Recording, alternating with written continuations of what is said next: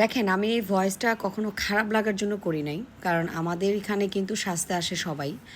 So সবাই সবার মতো রুচি নিয়েই সব কিছু নিয়ে আসে, ভালো লাগে, ঠিক আছে? বাট কিছু কিছু ক্ষেত্রে আমরা কেন বলি, কারণ হচ্ছে ওনারা অনেক হাই রেঞ্জের মেকআপ নিচ্ছে।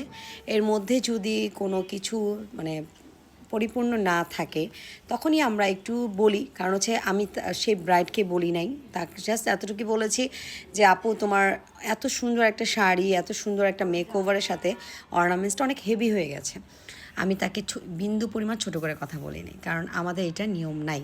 কারণ হচ্ছে যার যার মতো ব্যক্তিগত মতো পড়ে। বাট আদার্স এখন যারা ব্রাইড আসবে তাদের জন্য আমি ভয়েসটা করেছি। আমি অন্য কোনো ব্রাইডে না, যারা সেজে গেছে, সাজলো, এগুলো নিয়ে কোনো প্যারা নাই। সো যারা নতুন করে আমাদের এখানে আপডেট আসবে, যাতে এই টাইপের বাট এরকম টাইপের এত হেভি অর্নামেন্টস না আনে, সেই জন্য আমি ভয়েসটা করেছি। আমি কখনো কাউকে ছোট নিয়ে কথা বলি নাই। প্রত্যেকটা ব্রাইড আমার কাছে সমান, প্রত্যেকটা ক্লায়েন্ট আমার কাছে সমান। কারণ হচ্ছে তারা কিন্তু আমাকে ভালোবেসে আসে। আমি তাকে যদি তার এতটুকু জিনিসের মধ্যে তাকে আরও ফুটিয়ে তুলি। সো আপনারাই তো কমেন্ট করেন যে আপু কী সাজালেন এটা, সাজ তো ফুটেই নেই এই অর্নামেন্টসের সাথে, এই অর্নামেন্টসটা এমন কেন? আপনারাই কিন্তু কমেন্টগুলো করেন, তাই না? এখন আমাকে দোষ দিচ্ছেন? নো, আমি এখানে কোনো দোষের কথাই বলি না। আমার ব্রাইডকে ফার্স্টেই বলেছি আপু। আর মেন কথা হচ্ছে প্রত্যেকটা শ্বশুরবাড়ি থেকে অর্নামেন্টস দেওয়া হয় জাস্ট এতটুকু নলেজে রাখার জন্য। এখনকার মেয়েরা অনেক ওভার স্মার্ট, অনেক ফাস্ট, যাতে তারা বুঝে। এটা কোনো খারাপ দিক দিয়ে আমি বলি নাই ভাই, আপনারা যেটা মনে করছেন তেমন কিছুই না। হ্যাঁ, আর আপনারা কেউ আমার কথা নিয়ে কষ্ট পাবেন না, সেটা আমি আগেই বলে দিয়েছি।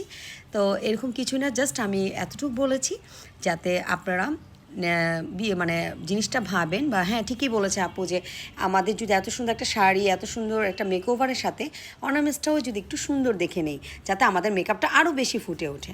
তো আপনি একটু ঢুকে দেখবেন, আমি কিন্তু কম্পেয়ার কোনো কিছুই করি নাই। জাস্ট ওনাদের বাজেট একই মেকআপের ছিল, বাট আপনাকে এতটুকু বলেছি যে হেভি, অনেক বেশি হেভি পরে ফেলছে। সো এখন কিন্তু বেশিরভাগই হচ্ছে একটু কম অর্নামেন্টসগুলো পরে। সো আমি আপুকে নাও করেছিলাম, বাট আপু বলেছে এটা আমার শ্বশুরবাড়ি থেকে দেওয়া আপু, আমার পড়তে হবে। তো আমি বলছি ইটস ওকে আপু, পড়ো, কোনো প্রবলেম নাই।